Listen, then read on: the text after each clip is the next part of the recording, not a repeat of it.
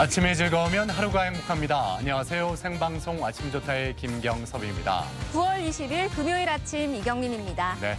자, 맞벌이 부부들의 가장 힘든 점 하면 바로 육아를 빼놓을 수가 없는데 네. 갑자기 야근이 생기거나 늦게 퇴근하게 되면 어린이집에 혼자 있을 아이 생각에 발을 동동 구르게 됩니다. 맞습니다. 또 본의 아니게 어린이집 눈치도 살짝 보게 되는데 내년 3월부터는 이런 시름을 좀 놓을 수 있게 된다고 하죠? 네, 맞습니다. 내년부터는 4시까지 수업이 진행된다고 하는데요. 또 7시 30분까지 연장 수업이 될 때는 별도의 보육교사를 배치한다고 합니다. 그리고 추가적인 그 교육 비용은요, 바우처를 통해 정부 지원 받으실 수 있습니다. 그래요.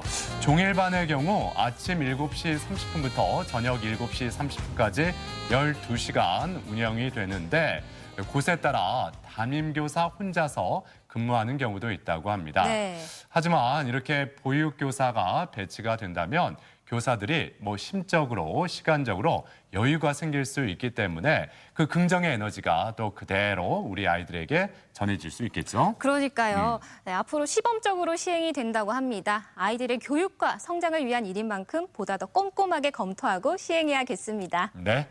자, 그럼 오늘 날씨부터 알아봅니다. 강혜라 기상캐스터. 네, 강혜라입니다. 네, 오늘 아침 하늘이 흐리고 부쩍 서늘해졌는데 뉴스 들어보니까 태풍이 또 올라온다는 소식도 들리더라고요. 예. 자, 날씨 어떨지 전해주시죠. 네, 날이 부쩍 쌀쌀해졌습니다. 외출하실 때 얇은 외투나 스카프를 챙겨주시는 게 좋겠습니다. 이 시각 대전의 기온 18.3도로 시작하고 있는데요. 한낮에는 26도까지 올라서 일교차가 크게 벌어지겠습니다. 한편 17호 태풍 타파가 발생했습니다. 지금 태풍은 일본 오키나와 남남서쪽 약 380km 부근 해상에 위치하고 있는데요.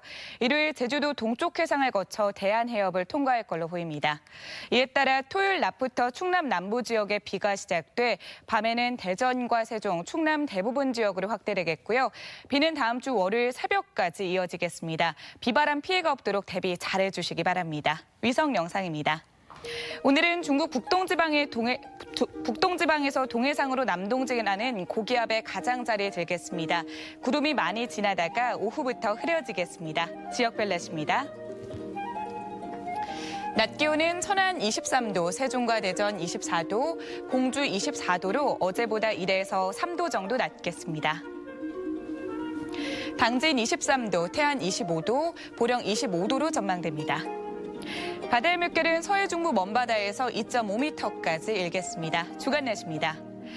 토요일 낮부터 다음 주 월요일까지 태풍의 영향으로 강한 비바람이 몰아칠 걸로 예상됩니다. 날씨였습니다. 네, 올 가을에는 유독 가을 장마도 길고 이렇게 태풍도 자주 올라오는 것 같습니다. 네. 지금 이 북상하고 있는 이 태풍, 농작물 성장과 수확에 악영향을 끼칠 수밖에 없는데 제발 경로를 살짝 바꿔서 다른 곳으로 빠져나갔으면 좋겠습니다. 그러니까요. 그래도 요 며칠은 정말 가을다운 가을 날씨였잖아요. 그렇죠. 예. 햇살이 너무 좋아서 걸어 다니기 딱 좋은 날씨였습니다. 맞습니다. 예. 제가 여러 번 말씀드렸는데 봄은 볼 게 많아서 봄이고 가을은 갈 때가 많아서 가을이다. 네. 예, 이런 말이 있는데 정말 이 가을에 가면 더 운치 있고 멋진 곳들이 많이 있습니다. 자, 가족 여러분은 어디를 가고 싶으신지 오늘 사연으로 함께 나누겠습니다. 사진 사연. 주제, 갈 데가 많아서 가을 여행지 추천 이렇게 정해봤습니다. 네. 예. 사진 사연 보내는 방법 알려드리도록 하겠습니다. 생방송 아침이 좋다 앱을 내려받으셔도 되고요. 인터넷 주소창에 아침이좋다.kr 입력하시고 닉네임과 전화번호 쓰면 사진 사연 보내주실 수 있습니다. 오늘도 많은 참여 부탁드립니다. 네.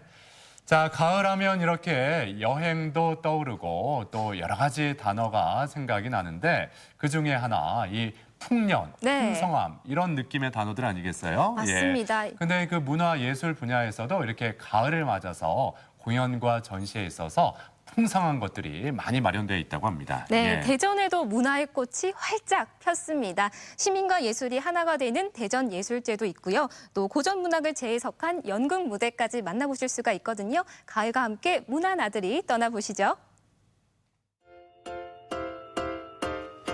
다양한 문화 콘텐츠들이 올가을 대전을 물들인다. 풍성한 전시와 공연으로 대전 예술가들의 이야기가 함께하는 대전예술제. 고전을 재해석한 대전예술의 전당에 2019 자체 제작 연극 죄와 벌까지. 9월 대전에서 펼쳐지는 공연, 예술 무대를 미리 만나본다.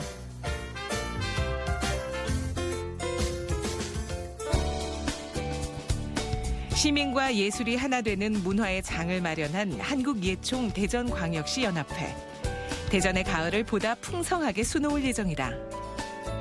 대전예총은 작업을 하거나 전문적인 예술 활동을 하는 사람들이 모여서 만든 단체인데 총 10개 단체가 있어요.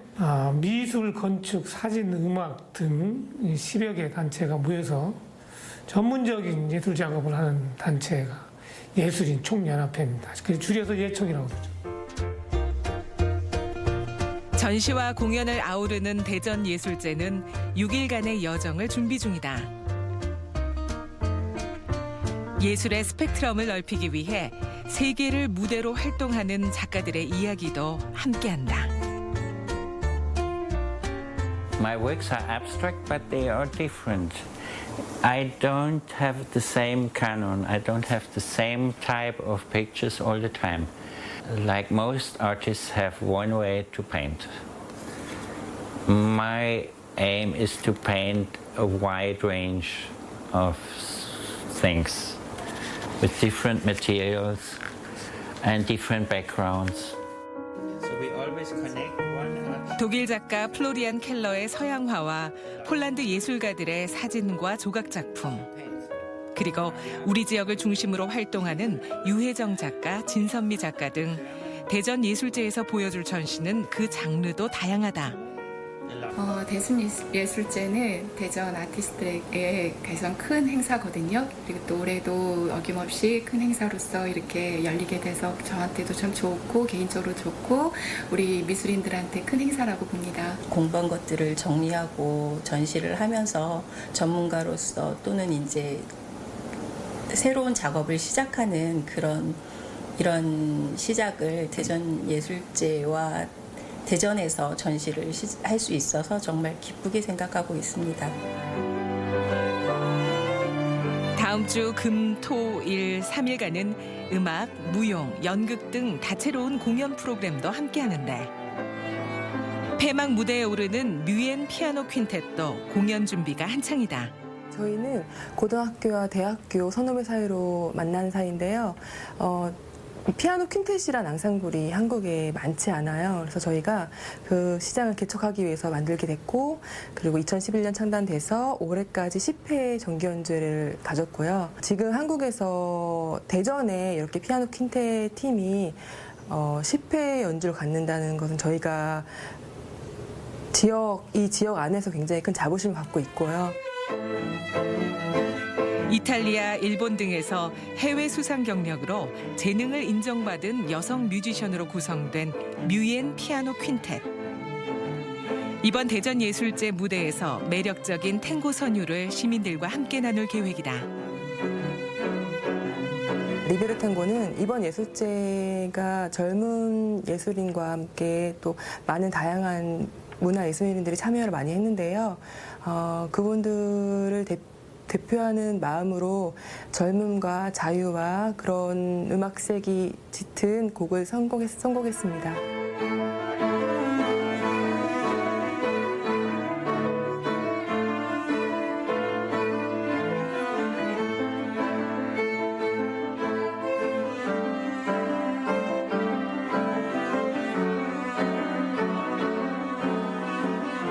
모든 10개 단체가 시너지를 모아서 지금 열심히들 하고 있는 중입니다. 전시 공연과 예술 공연을 우리 시민들께서 꼭 참석해 주셨으면 감사하겠습니다. 대전의 문화예술 메카인 대전예술의 전당. 또 한 번의 자체 제작 연극을 선보이기 위해 꾸준한 연습을 이어오고 있다.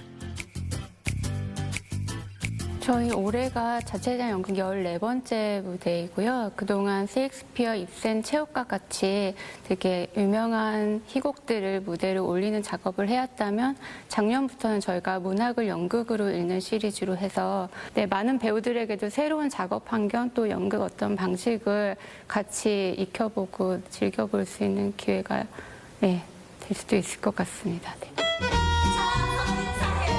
올해는 러시아 작가 도스토옙스키의 장편 소설인 죄와 벌을 각색. 열정 가득한 배우, 노력의 땀방울을 보여준 스태프, 주목받는 연출가가 뭉쳐 새로운 스타일의 고전을 선보인다.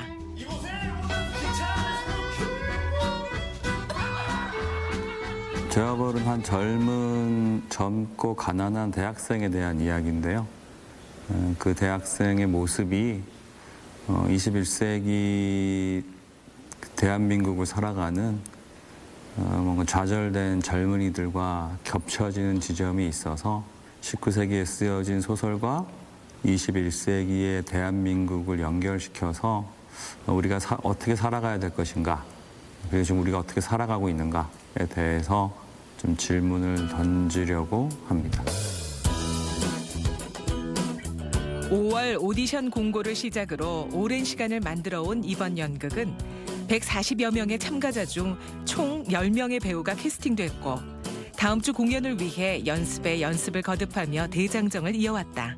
제가 뭔가 좀 정체돼 있는 것 같은 그런 스스로 느낌을 받고 힘든 상황에서 이게 그랜드 오디션의 작품의 14대 1이라는 경쟁력을 뚫고 이 자리에 서 있다는 게 너무 행복하고 좋습니다.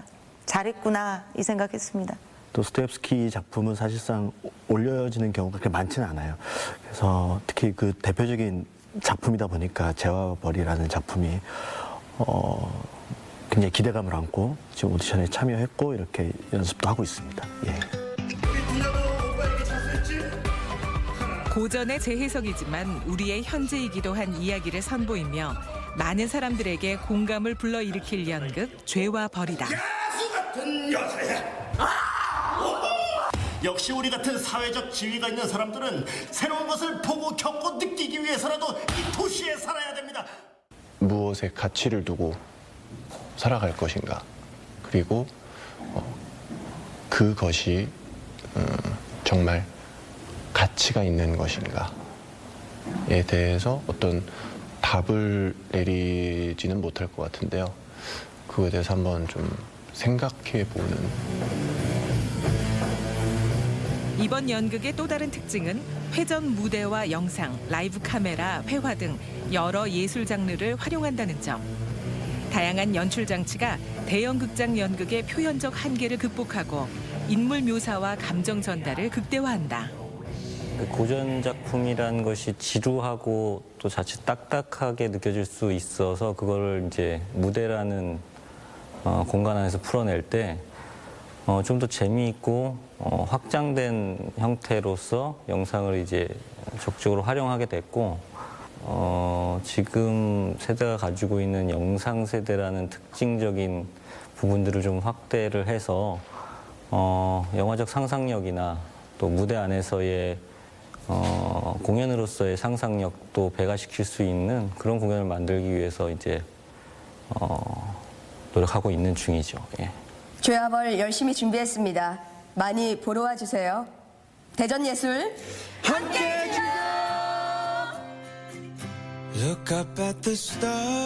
이 가을 문화 이야기로 가득 채워질 대전. 오랜 시간 쌓아온 열정이 대전의 예술 이야기를 만들어간다. 좋은 계절에 대전에서 만나는 특별한 전시와 공연, 그리고 고전을 재해석한 연극으로 아름다운 가을의 행복과 예술의 정취를 느껴보면 어떨까?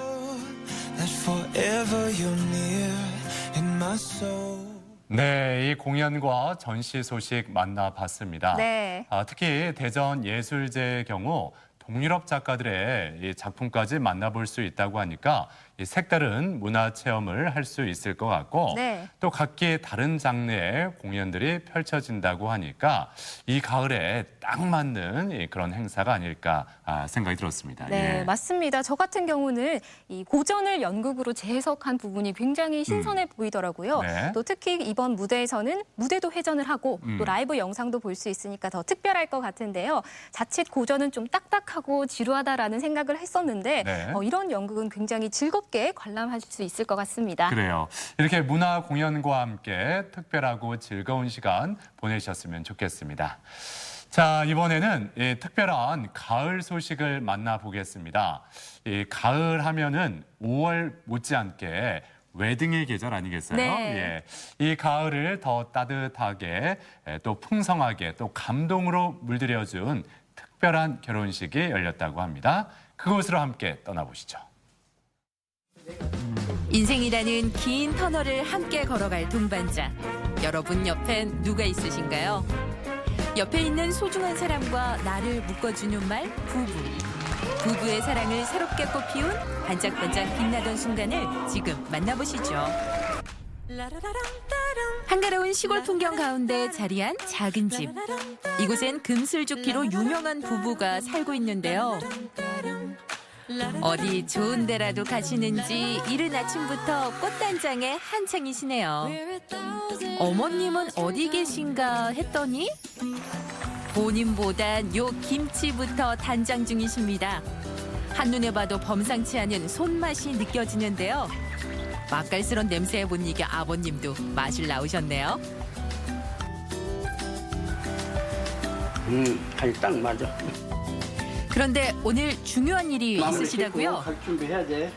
네, 알았어요. 네. 어디 가세요? 네, 결혼식장에 가야 돼요. 결혼식장에 누구 결혼하세요? 예. 신영은? 혼자? 예. 우리가 오늘 금혼식 결혼식으로 가요. 두 분이 결혼하세요? 예, 금혼식. 나이가 70이 넘어가고 그런 게 금혼식이죠. 아버지 제가 왔습니다. 네, 좋아. 기쁜 소식에 멀리서 손님이 찾아왔는데요. 언제 봐도 반가운 두 아들입니다. 오랜만에 삼삼오오 둘러앉은 가족들이 추억의 앨범을 꺼내 들었는데요.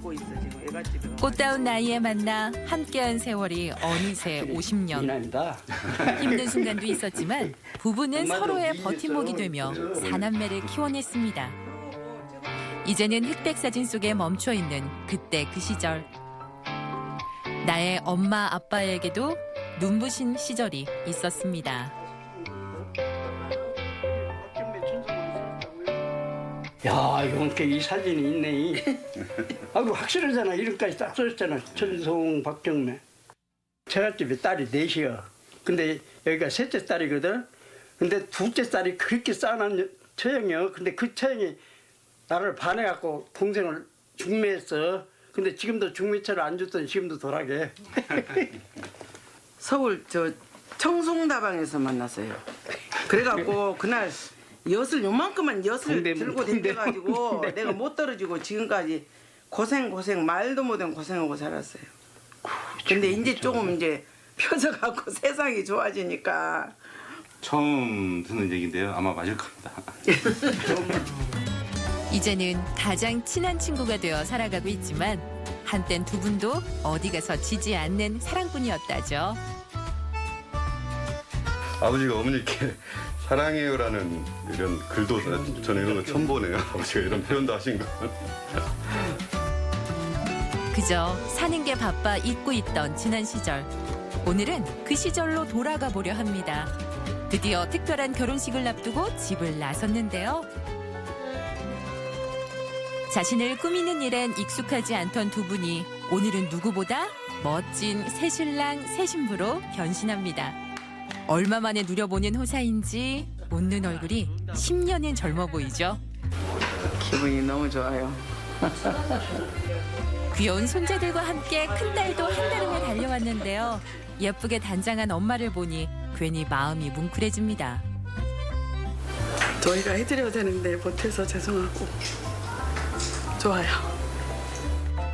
턱시도와 드레스 대신 고운 한복을 차려입은 부부. 이야, 어머님 미모에 아버님 눈을 못 떼십니다. 아, 이쁘구만. 50년 전으로 되돌아가네. 50년 전에. 멋있어요. 너무 멋있어요. 이제 이곳에서 세상에 둘도 없는 특별한 결혼식이 열립니다. 천송웅, 박정매 부부를 비롯한 5쌍의 부부가 나란히 결혼식을 올리게 되죠.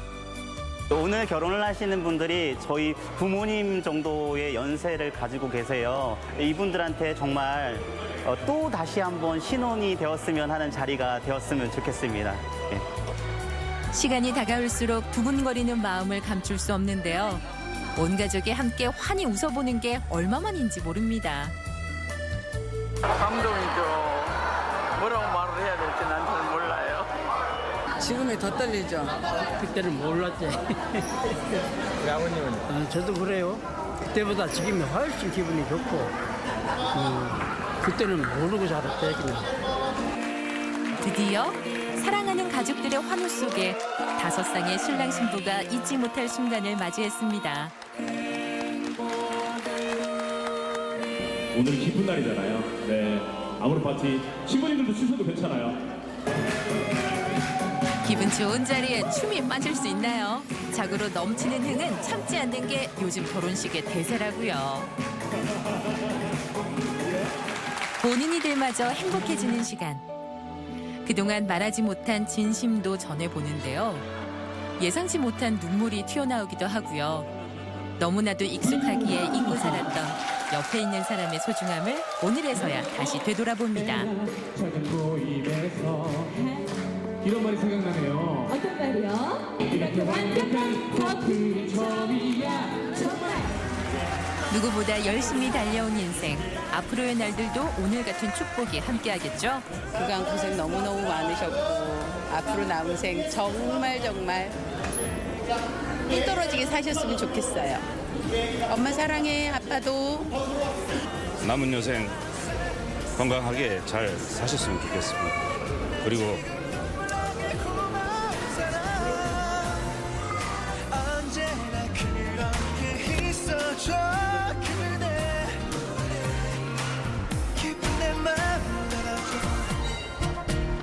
엄마 아빠 사랑해요.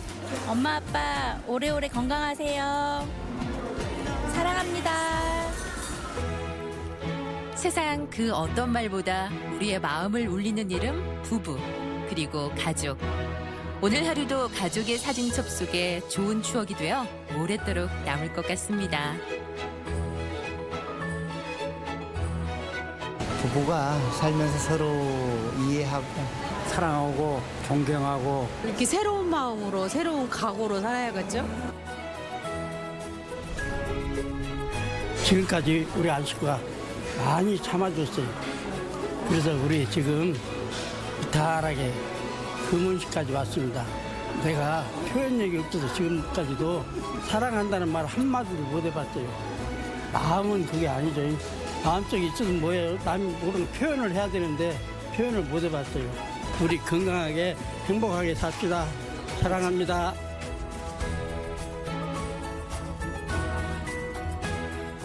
네, 인생의 훈장을 다한 5쌍의 어르신들, 참 뜻깊은 합동 결혼식이었습니다. 네. 둘이 만나 가정을 이루고 이렇게 자손들이 번창해 나가는 모습을 보시면서 참 뿌듯해하실 것 같아요. 네, 맞습니다. 이렇게 건강하게 금혼식 치르시는 모습을 보면서 저도 나중에 저렇게 살 수 있을까라는 생각을 하면서 보게 됐는데요. 네. 앞으로 오랫동안 행복하고 건강하셨으면 좋겠습니다.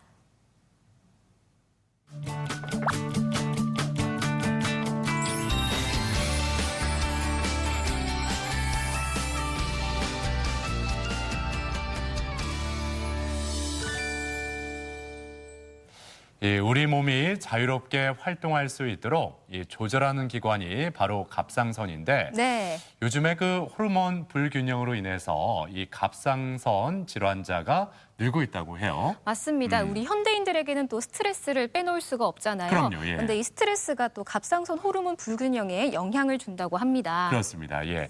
그래서 오늘 건강톡톡에서는 이 갑상선 질환에 대해서 자세히 알아보겠습니다. 네, 내분비내과 전문의 이재민 원장님 모셨습니다. 어서 오세요. 네, 안녕하세요. 네. 예. 자, 오늘 갑상선 질환에 대해서 알아볼 텐데 먼저 이 갑상선 어디에 위치해 있고 어떤 역할을 하는지부터 짚어주실까요? 네네.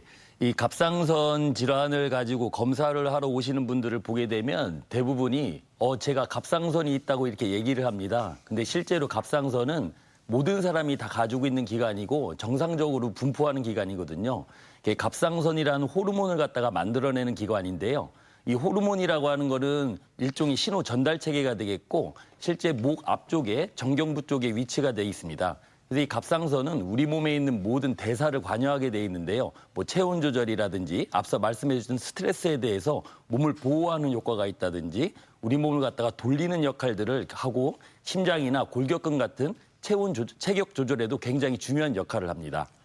네, 그렇군요. 예. 네, 우선 흔히 알고 있는 이런 갑상선 질환에는 기능 항진증과 또 기능 저하증이 있는데요. 그렇죠. 예. 네, 구체적으로 갑상선 질환에는 어떤 것들이 있는지 설명 부탁드립니다. 네, 이 갑상선 질환은 크게 보게 되면 모양을 보는 질환하고 기능을 보는 질환이 있어요. 그래서 모양을 보는 질환은 우리 갑상선에 뭔가가 만져졌을 때 이 혹 같은 거를 말하는 거죠. 그래서 단순하게 커져 있다거나 혹이 있다거나 보는 것들이고 대표적인 질환으로는 저희가 갑상선 암을 갖다가 볼 수가 있는 거고요. 기능을 보는 경우에는 갑상선 호르몬이 많아지는 상태, 적어지는 상태 이거에 따라서 기능 항진증과 저하증으로 나눌 수가 있습니다. 네. 자, 그렇다면 갑상선 기능에 이상이 생겼을 때 어떤 증상들이 주로 나타날까요? 이 앞서 말씀드린 바와 같이 이 갑상선 호르몬은 내 몸을 갖다가 유지를 시켜주는 애들이거든요. 그러다 보니까 이 갑상선 호르몬이 작용을 안 하는 곳이 없는데요. 갑상선 호르몬이 많게 되면 내 몸이 유지가 됐던 게 과하게 유지가 된다고 생각하시면 됩니다. 예. 그러다 보니까 나는 가만히 있는데 내 몸이 일을 하게 되는 경우죠. 그렇게 일을 하게 되면 가장 쉽게 느끼는 것들이 피로감을 느끼게 되고 그렇죠. 일을 많이 하게 되니까 체중이 이유 없이 빠지게 됩니다. 예. 특히나 저희 많이 움직이다 보면 더위라든지 땀이 많이 날 수가 있는 것들이고요. 뼈의 교체율 같은 것들이 심해지면서 골다공증도 유발할 수가 있고 심장 같은 것들이 너무 빨리 뛰면서 심부전 등을 갖다가 유발할 수가 있어요. 그리고 실제적으로 갑상선 기능이 올라가게 되면 장 운동 자체가 문제가 되면서 설사를 유발하기도 하고 여자분들 같은 경우에는 생리가 너무너무 빨라지면서 빈발월경 등을 갖다가 이룰 수가 있습니다. 네. 특히 그레이브병 같은 경우에는 안구 돌출 같은 것들이 일어날 수 있고 갑상선이 일을 많이 하면서 갑상선 정경부 쪽에 종대가 일어나기도 합니다. 네. 그러니까 갑상선 기능 항진증에 대해서 말씀을 해주셨는데 그렇다면 그 갑상선 기능 저하증이 생겼을 때는 어떤 증상들이 나타날까요? 네, 비교적 항진증과 이제 반대되는 증상이 나타나겠죠. 갑상선이 떨어지게 되면 내 몸이 잘 안 움직인다고 생각을 하면 되니까요. 네. 실제적으로 보게 되면 이제 붓기 시작을 하게 되고 항진증과는 반대로 추위를 굉장히 잘 타고 그다음에 장 운동 자체가 떨어지면서 변비 같은 것들이 많이 생길 수가 있어요. 특히나 이제 부종 같은 게 많이 일어나는데 주로 얼굴 주위에 붙는 안면 부종이 굉장히 많이 일어나고요. 예. 여자분들 같은 경우에는 실제로 생리 주기가 길어지면서 무월경이 된다거나 아니면 머리카락이 굉장히 얇아지고 탈모가 많이 되고요. 네네. 심지어 이제 어떻게 표현을 하시냐면 머리가 너무 가늘어지면서 파마가 잘 안 나온다고 표현하시는 경우가 많습니다. 그래서 이러한 이유 때문에 실제 내분비내과를 먼저 오는 경우보다는 산부인과나 피부과를 가서 진단을 받는 경우가 종종 많이 겪고 있습니다. 근데 네. 평소에 이렇게 잘 붓는다 하는 분들 계시잖아요. 예, 부기가 이렇게 있는 분들. 그렇다면 일단은 이게 갑상선에 내가 기능이 이상이 온 게 아닐까 이렇게 의심을 해봐야 될까요? 이게 평소에 몸이 붓는 거하고 이 갑상선 기능 저하증 때문에 붓는 거하고 어떤 구별할 수 있는 방법이 있을까요? 명확한 기준은 없습니다. 명확한 예. 기준은 없는데 기본적으로 저희가 붓는다고 하는 경우가 여러 가지가 생기게 돼 있죠. 뭐 그렇죠. 간이 안 좋다거나 신장이 안 좋다거나 우리가 심장이 안 좋다거나 예. 콩팥이 안 좋다거나 갑상선도 그중에 한 가지가 되는데 대체적으로 갑상선 때문에 붓는 경우가 되는 경우는 앞서 말씀드린 것처럼 안면 부종에 특히 눈두덩이가 굉장히 많이 붓게 돼 있고요. 눈두덩이가, 예. 이유 없이 체중이 늘고 추위를 갑자기 타는 경우가 동반이 돼 있다라고 하면 네. 다른 장기관보다는 갑상선 쪽에서 문제가 있겠다라고 생각하시는 게 좋을 것 같습니다. 그렇군요. 예. 아, 그럼 내가 이 갑상선에 이상이 있는지 없는지 확인할 수 있는 방법이 있어야 되잖아요. 이 자가 진단하는 방법은 어떤 게 있을까요? 이 대체적으로 환자분들이 느끼는 이런 증상들이 저희가 대부분이 평상시에 느끼는 증상들이에요. 조금 피곤하다든지 앞서 말씀하셨던 붓는다든지 이런 경우들이 뭐 흔하게 느끼는 거기 때문에 내 스스로 느끼는 경우가 거의 없죠. 하지만 최근에 들어서 갑작스럽게 체중이 뭐 빠진다거나 는다거나 네. 여기에 동반돼서 이 체온에 대해서 뭐 더위를 갑자기 많이 탄다거나 추위를 많이 탄다거나 아니면 심장이 너무 두근거린다든가 떨리지 않았던 손이 갑자기 떨린다든가 갑자기 목 앞쪽이 부는 경우. 근데 보통은 목 앞쪽이 붓는 경우는 본인은 잘 못 느끼고요. 예. 상대방, 여러 옆에 있는 분들이 목이 부었다라고 하는 경우가 있거든요. 예. 이런 증상들이 한 두세 가지 정도 동반돼 있다 그러면 갑상선 기능을 갖다가 의심할 수 있습니다. 네. 자, 그렇다면 이렇게 갑상선에 기능이 이상이 생기는 원인은 무엇인지 또 치료는 어떻게 이루어지는지 말씀해 주시죠. 근데 이 갑상선 기능에 이상이 생기는 경우는 이 원인을 갖다가 이제 구분하는 게 굉장히 중요하거든요. 왜냐하면 이제 치료 방법들이 다 달라질 수가 있는데 가장 흔하게 저희가 접하는 경우는 갑상선 호르몬을 갖다가 많이 만들게 하거나 못 만들게 하는 이제 항체가 있는 경우입니다. 그래서 많이 만드는 항체가 있는 경우를 저희가 그레이브병이라고 하고 이 그레이브병 같은 경우에는 갑상선 호르몬을 못 만들게 하는 항갑상선제를 갖다가 1년 6개월에서 한 2년 정도 복용 후에 약을 중단할 것인지를 결정하게 돼 있고요. 갑상선 기능을 갖다가 못하게 만드는 항체가 있는 경우를 하시모토병이라고 하는데 이 하시모토병은 그레이브병과는 조금 틀리게 없어지지가 않아요. 그래서 여기는 평생 약을 갖다가 이제 복용하는 것들을 권고하고 있고요. 저희가 이제 최근에는 암 진단 같은 거를 많이 받으면서 이제 방사선 치료 같은 걸 하는 경우가 있는데요. 그런 경우에 목 부위에 방사선 치료를 하게 되면 갑상선이 이렇게 쪼그라드는 경우가 있어요. 이런 것들을 위축성 갑상선염이라고 하는데 이런 경우는 이제 선천적으로도 나타나는 경우가 있거든요. 이런 경우도 이제 약물 치료를 갖다 저희가 권하고 있고 기본적으로 최근에 들어서 이제 갑상선 혹이라고 하는 것, 결절이라고 하는 것들이 많이 발생을 하게 되는데 이 결절에서 갑상선 호르몬을 만들어내는 경우를 독성 결절이라고 합니다. 이 독성 결절이라고 하는 게 독이 있다는 얘기는 아니고요. 호르몬을 만들어내는 기능성 결절이라고 하는데 이런 경우에는 약물 치료가 아니라 수술적 치료를 갖다 저희가 권하고 있고요. 가장 흔한 경우가 감기가 걸린 후에 한 두세 달 정도 있다가 갑상선에 이제 감기 바이러스가 갑상선을 이렇게 깨는 경우가 있어요. 그런 경우에는 갑상선 세포 속에 있던 호르몬들이 밖으로 나오면서 일시적으로 항진증이 됐다가 이런 것들이 분해가 돼서 저하증을 일으키는 경우가 있거든요. 이런 경우에는 그때그때 맞춰서 증상 치료를 하게 되면 거의 완치가 된다고 보시면 되고요. 임신 초반기에는 태반 호르몬이라고 하는 것들이 굉장히 많이 분비가 되게 돼 있는데 이 태반 호르몬이 갑상선을 갖다가 일을 시키는 역할을 합니다. 그래서 초반기에 갑상선 기능이 올라가는 경우가 있는데 이런 경우를 일과성 임신성 갑상선 기능 항진증이라고 얘기하거든요.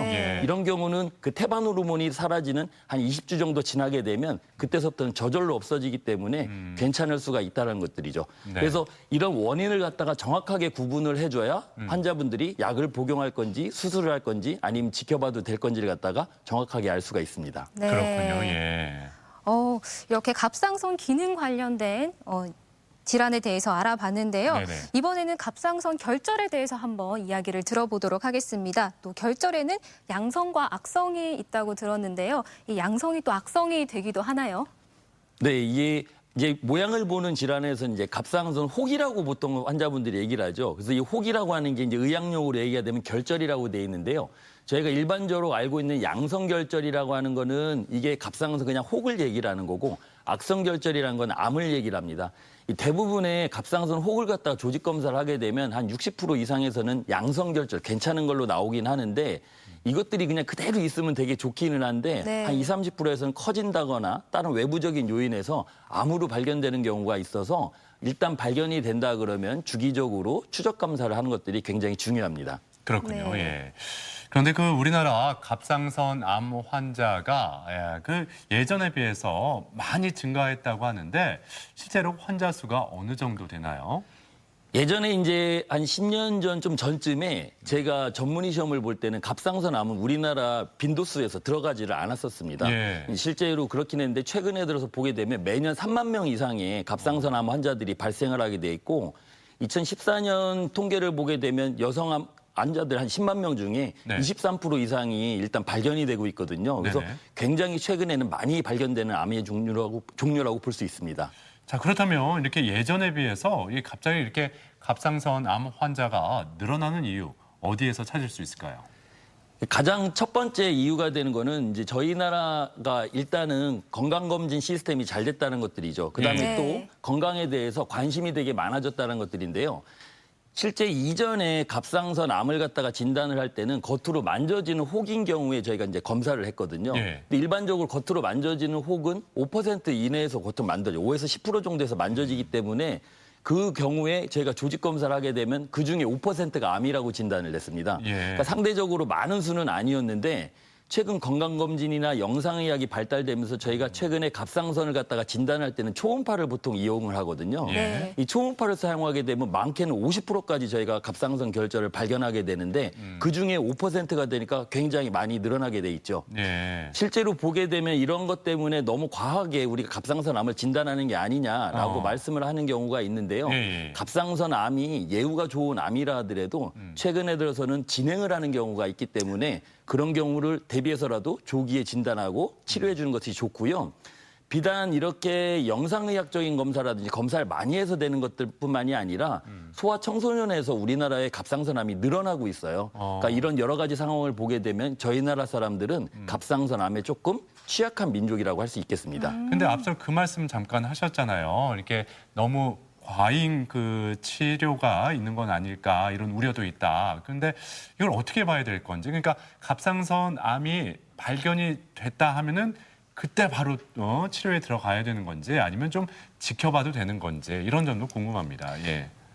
저희가 암이라고 하는 거는 일단 몸에 좋지 않은 아이들이거든요. 네. 그러니까 갑상선암 같은 경우에는 예후가 굉장히 좋다 하더라도 얘네들이 5% 정도에서는 전이가 된다거나 빨리 진행을 하는 경우가 있습니다. 그런데 과연 그 5% 안에 들은 사람이 누군지를 잘 모른다는 거죠. 예. 일본 같은 데서는 1cm 이하의 암을 갖다가 미세암이라고 하는데요. 네네. 이 미세암 같은 경우는 그냥 지켜보는 게 어떻겠느냐라고 해서 수술을 안 하고 쭉 지켜보는 연구도 있습니다. 예. 근데 그렇게 했을 때에 문제가 되면 그때 가서 수술을 하자라고 하는 연구도 일단 발표가 되고 있긴 하지만 예. 전반적으로 갑상선 암에 대해서 연구를 하고 있는 공식적인 기관에서는 네. 발견되는 즉시에 우리가 치료를 하는 것들이 원칙으로 하고 있습니다. 크기가 작아도 네. 예, 그렇군요. 네, 이렇게 다양한 증상들을 듣고 있는데요. 또 이 갑상선 이 암에 대해서 또 잠깐 얘기를 하셨는데 이 암은 또 딱 어떤 특징이 있을까요? 앞서 이제 말씀드렸지만 얘네들이 이제 보이는 기관이 아니거든요. 그리고 정상적인 분들에게서는 갑상선이 만져지지가 않습니다. 그래서 만져지는 경우가 한 5%에서 10% 정도 되는데 결론적으로는 만약에 대부분 보여지는 거 말고 나서는 무증상이 되겠죠. 그런데 갑상선 혹이나 암이 안쪽으로 해서 커지는 경우가 있어요. 그런 경우는 이제 식도를 누르게 되면 식도 폐쇄가 된다든지 호흡기관을 누르게 되면 호흡곤란이 있다든지 뭔가를 삼킬 때 힘든 경우도 있고요. 이 경동맥을 누르는 경우에는 어지러운 경우가 있고 이 성대 쪽을 누르는 경우에는 목이 쉰 목소리 같은 경우가 계속해서 나타나는 경우가 있습니다. 네, 그렇군요. 아무튼 그 갑상선 암은 초음파로 검사를 한다고 앞서 말씀을 해주셨는데 그렇다면 그 초음파로 이렇게 검사를 해봤을 때 악성과 양성의 결절, 이 모양이 전혀 다른가요? 아니면 좀 비슷한가요? 예. 이 각각의 초음파를 봤을 때 이 초음파가 이 두 가지를 갖다 모두 구분해 주는 것은 아닙니다. 그런데 대체적으로 특징을 다 두 군데가 가지고 있다는 거죠. 우리가 양성결절이라고 하는 비교적 우리 괜찮다는 혹 같은 경우에는 갑상선, 정상적인 갑상선하고 색깔이 똑같습니다. 그런 것들을 갖다가 제가 정상 에코 또는 고에코성이다라고 얘기를 하고요. 경계가 명확해지고 석회화라고 해서 이런 돌가루 같은 것들이 있는데 좀 조잡하게 돼 있거든요. 그런 것들을 보이고 있고 비교적 옆에 퍼져가던 림파선의 어떤 비대라든지 이런 것들이 보이지 않고 있습니다. 반면에 악성결절을 보게 되면 시커멓게 보이거든요. 그 시커멓게 보이는 거를 저희가 저에코성이라고 하는데 그런 경우를 볼 수가 있고 경계가 불규칙하게 나타날 수가 있고 그 안쪽에 석회화가 있는데 가늘가늘한 것들이 쭉 깔려있는 미세 석회화 같은 걸 볼 수가 있어요. 그래서 비교적 보게 되면 이 갑상선이 봤을 때 혹이 뭐 표현은 이제 하시는 분들도 말 틀리긴 한데 이쁘게 보인다라고 하게 되면 얘네들은 좀 괜찮은 애들 조금 지저분하게 보이게 한다라고 하면 악성을 갖다가 시사할 수 있고 초음파 소견만으로 100%를 다 구분할 수가 있는 것들이 아니기 때문에 저희가 세포 검사를 통해서 정확한 진단을 하고 있습니다. 네, 그렇군요. 그런데 일단 암이라고 하면 일단 말이 너무 무섭잖아요. 무섭죠. 그런데 이 중에서 갑상선 암은 또 조금 착한 암이다, 순한 암이다라는 표현을 하는데 실제로 어떤가요?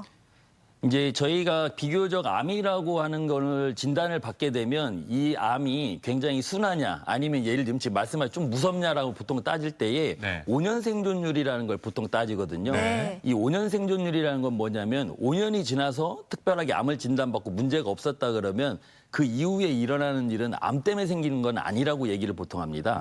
그래서 보통 갑상선암 같은 경우는 진단을 받고 5년 생존율이 90% 이상이 돼버리거든요. 근데 그 경우는 저희 나라 같은 경우에요. 저희 나라는 갑상선 유두암이라든지 여포암 같은 굉장히 좋은 쪽에 순환 쪽에 있는 암들이 많기 때문에 그런데요.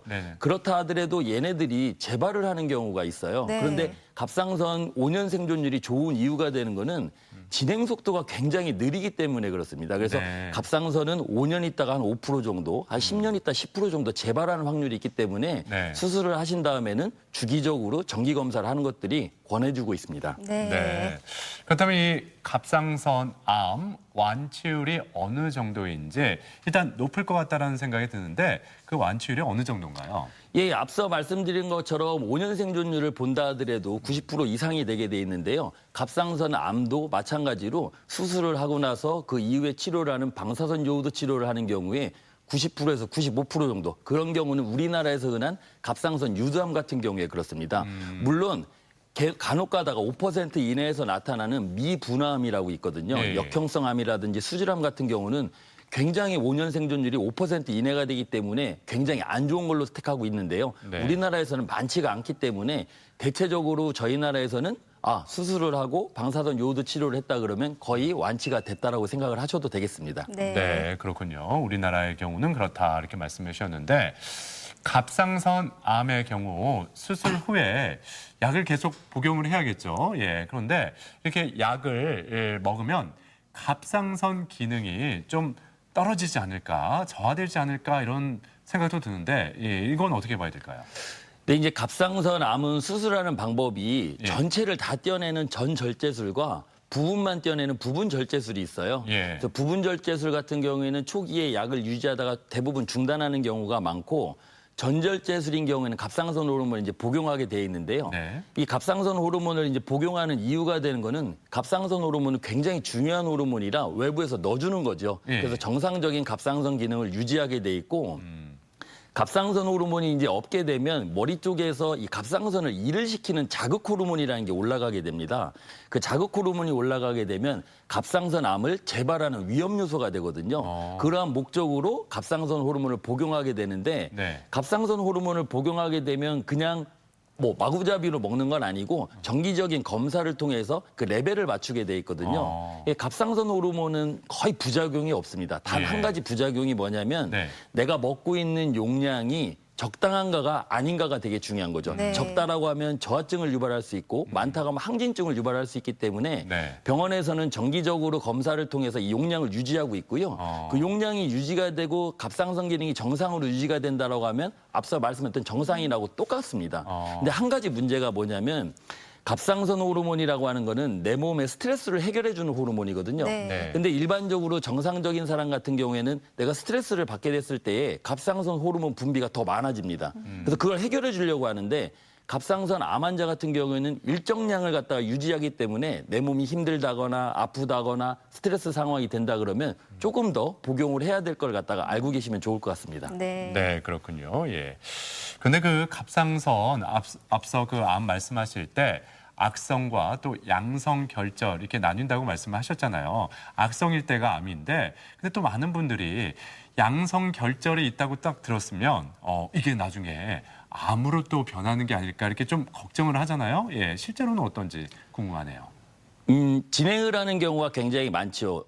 많은 것보다는 실은 요즘에 들어서 다른 암이 발생을 하면서 외부적인 환경에 노출되는 경우에는 진행을 되는 경우가 많습니다. 그 대표적인 얘기가 이제 앞서 말씀드린 것처럼 두경부 쪽에 다른 암이 있는데 방사선 치료를 받는다든지 아니면 외부적인 요건이 있다든지 대표적으로 요오드가 적은 나라 같은 경우에서는 그런 것들이 변할 수가 있고요.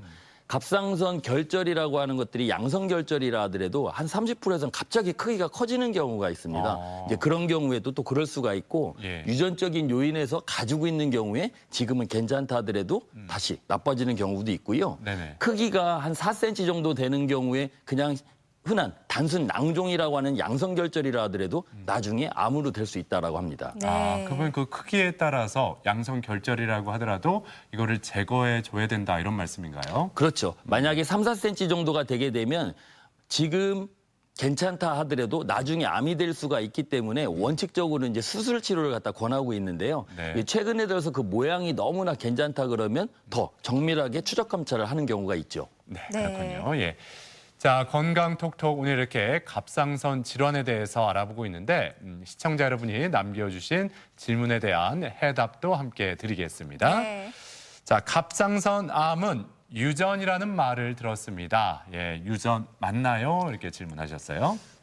갑상선 암 같은 경우에 이제 앞서 말씀드린 저희 나라에서 흔한 갑상선 유두암 같은 경우에는 5% 정도에서 이제 유전이 된다고 합니다.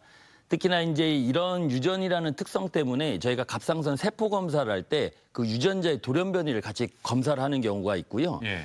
만약에 한 3대에 걸쳐가지고 한 2세대에서 예를 들면 갑상선 암이 나왔다 그런 경우에는 특히나 이 유전적인 것들을 갖다가 많이 생각을 하셔야 될 것 같습니다. 그렇군요. 예. 네, 그리고 또 저희가 미리미리 예방하는 게 중요하잖아요. 네. 네, 이런 갑상선 초음파는 언제 몇 년에 한 번씩 촬영하는 게 좋을까요? 이 굉장히 좋은 질문이면서 어려운 질문인데요. 실은 갑상선 초음파는 권고를 할 때에 특별하게 권고하는 그런 건강한 사람에게서는 사항은 없습니다. 네. 하지만 앞서 말씀드린 것 같이 우리나라 경우에는 갑상선암의 빈도가 높기 때문에 건강검진을 할 때 한 번 정도 초음파를 해보시고 그 초음파의 모양에 따라서 다시 안 하셔도 될 것 같고 아니면 추적 검사를 하는 것들은 그 모양에 따라서 결정하시면 될 것 같습니다. 네. 자, 그리고 그 갑상선 암 유독 그 남성보다 여성에게서 더 많이 나타난다고 하는데 그 이유가 뭔지 궁금하네요. 공교롭게도 저희 나라에서 흔한 갑상선 유두암은 여자에게서 한 4배 정도 남자보다 발생률이 높은데 예. 그 이유는 딱하니 밝혀진 건 없습니다. 뭐 여성 호르몬을 뭐 복용을 한다든지 경구피임제를 먹는 경우에서도 여성 호르몬과 관련돼서 큰 문제는 없으시고요. 예. 정체적으로 하지만 조금 안 좋은 것 중에 하나는 남성에게서 발견이 됐을 때 암의 위험성은 더 높다고 합니다. 아, 그렇군요. 예. 네, 말씀 잘 들었습니다. 크기는 작아도 정말 우리 몸에서 중요한 갑상선에 대해서 이야기를 나눠봤는데요. 다음 이 시간에는 고지혈증에 대해서 알아보는 시간 가지도록 하겠습니다. 네. 자, 지금까지 내분기 내과 전문의 이재민 원장이었습니다. 오늘 말씀 고맙습니다. 계속해서 우리 지역 날씨 알아봅니다. 강혜라 기상캐스터. 네, 오늘도 아침 저녁으로 서늘한 날씨에 대비해 옷차림을 잘해주셔야겠습니다. 이 시각 대전의 기온 19.3도를 가리키고 있는데요. 한낮에는 26도까지 올라서 일교차가 크게 벌어지겠습니다. 한편 17호 태풍 타파가 발생했습니다. 지금 태풍은 일본 오키나와 남남서쪽 약 380km 부근 해상에 위치하고 있는데요. 일요일 제주도 동쪽 해상을 거쳐 대한해협을 통과할 걸로 보입니다. 이에 따라 토요일 낮부터 충남 남부 지역에 비가 시작돼 밤에는 대전과 세종, 충남 대부분 지역으로 확대되겠고요. 이 비는 다음 주 월요일 새벽까지 이어지겠습니다. 비바람 피해가 없도록 대비 철저하게 하시기 바랍니다. 위성 영상입니다. 오늘은 중국 북동지방에서 동해상으로 이동하는 고기압의 가장자리에 들겠습니다. 구름이 많이 지나다가 오후부터 흐려지겠습니다. 지역별 날씨입니다. 낮 기온은 천안 23도, 아산 25도, 세종과 대전 24도로 어제보다 2, 3도 정도 낮겠습니다. 당진 23도, 태안 25도, 보령 25도로 전망됩니다. 바다의 물결은 서해 중부 먼바다에서 2.5m까지 일겠습니다. 주간 날씨입니다. 이번 주 토요일부터 다음 주 월요일까지 태풍의 영향으로 비바람이 예상됩니다. 날씨였습니다. 생방송 아침을 좋다는 항상 가족 여러분의 참여를 기다리고 있습니다. 예, 방송 보시면서 궁금했던 점이나 좋은 방송 소재 있으면 언제든지 연락만 주시면 되겠습니다. 네, 시청자 여러분들이 보내주신 사진 사연 만나보는 시간 가지도록 하겠습니다. 오늘의 사진 주제는요. 갈대가 많아서 가을 여행지 추천 꾹이었는데요. 한 분씩 만나보도록 하겠습니다. 9756번님, 갈 곳이 참 많습니다. 꼭 집어 이야기하지 않아도 거리든 뒷산이든 어디를 가도 모두가 행복해집니다. 며칠 전 조카가 키운 사과나무 근처 공원입니다. 찍을 게 참 많아서 행복했습니다. 와, 코스모스죠. 그러니까요. 정말 아름답네요. 그래요. 이렇게 집 근처 공원만 가도 이렇게 네. 가을을 우리가 느낄 수가 있습니다. 예. 2003번님, 가을 하면 단풍 구경이죠. 작년 우리 동네 공원 풍경이에요. 멀리 가는 것도 좋지만 시간이 안 된다면 동네 산책 삼아 걸어보는 건 어떨까요? 맞습니다. 네. 공원 어디 멋진 곳 갈 필요 없이 네. 이렇게 집 근처에서 이렇게 단풍을 즐길 수 있는 마음의 여유만 있으면 되지 않을까 싶습니다. 네. 예. 5646번님, 충남 홍성의 나지막한 산 매봉제입니다. 높지도 않고 친구들과 이야기하며 걸을 수 있는 참 예쁜 산이죠. 네. 오, 야생화인가요? 오, 그러니까요. 독특한 꽃 모양이네요. 이렇게 친구들하고 이야기하면서 이렇게 거닐면 네. 더욱 이 가을을 만끽할 수 재밌죠. 있겠죠. 예. 9801번님, 서산 해미읍성 다녀왔습니다. 무료 개방이라 부담도 없고 볼거리도 많고 신선한 가을에 가기 딱 좋은 곳 같아요. 라고 하셨네요. 네, 와. 보기 좋습니다. 네. 예. 2411번님, 재작년에 가본 유성 국화축제 참 좋았습니다. 국화꽃 향기 가득하고 꽃으로 만든 조형물이 참 멋있어서 눈을 뗄 수가 없더라고요. 네. 올해는 아기와 함께 가려고 기다리고 있습니다. 와. 아이들이 또 여기 또 잘 뛰어놀거든요. 이 근처에서. 네. 예, 아이와 함께 가면 더욱 좋을 것 같습니다. 예. 네.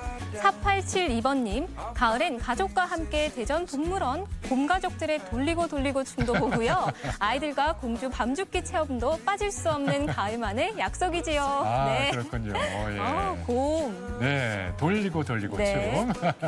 대전 동물원으로 한번 가보시죠. 네. 7813번님, 가을하면 파란 하늘과 하얀 뭉게 구름을 보게 되는데 네. 집에서 가까운 한밭수목원 산책을 하면서 시원한 바람과 함께 가을을 만끽합니다. 와, 날씨 너무 좋네요. 그러니까요. 그리고 대전에는 이렇게 도심에 네. 이렇게 수목원이 조성돼 있어서 시민들이 참 좋아합니다. 네. 예.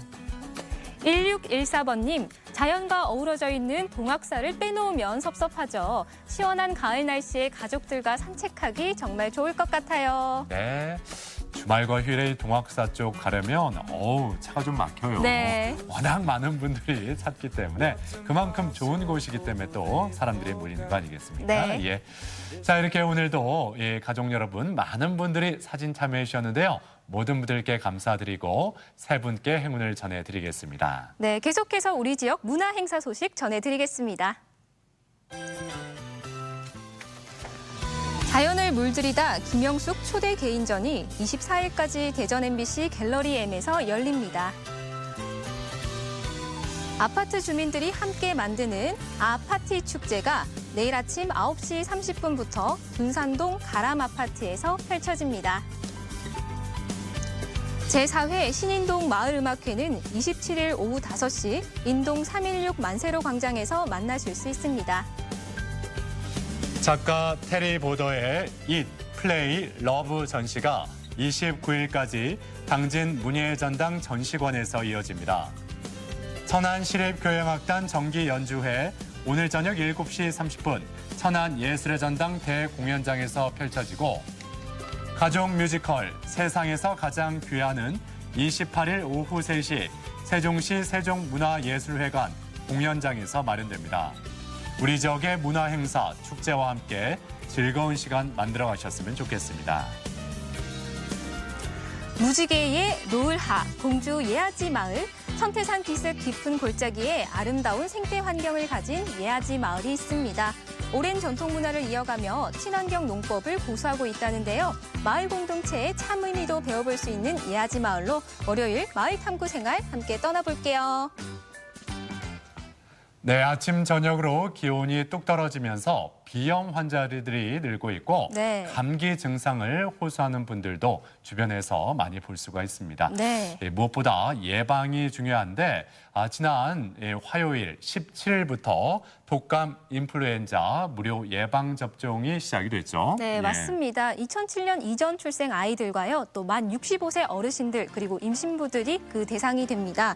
또 이렇게 임신부들이 임신부들께서 그 대상에 포함됐다는 게 이번이 처음인데요. 예. 또 이 접종 후에 한 달 후까지 이 면역이 잘 되는지 확인이 가능하다고 하니까요. 네. 한번 잘 체크해 보시면 좋겠습니다. 네.